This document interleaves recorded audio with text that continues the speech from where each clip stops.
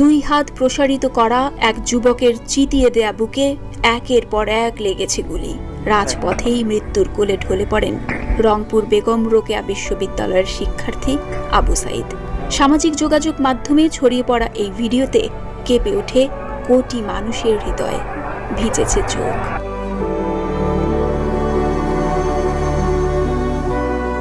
Video দেখে একদিকে আবু সাইদের নির্মম মৃত্যুতে যেমন শোকাহত হয়েছেন সাধারণ মানুষ, তেমনি ওই পুলিশের ওপর উগরে দিয়েছেন তীব্র ক্ষোভ ও নিন্দা।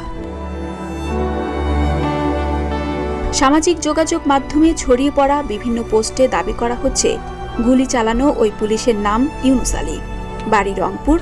অনেকেই তাকে অবিলম্বে শাস্তির আওতায় আনার দাবি জানিয়েছেন।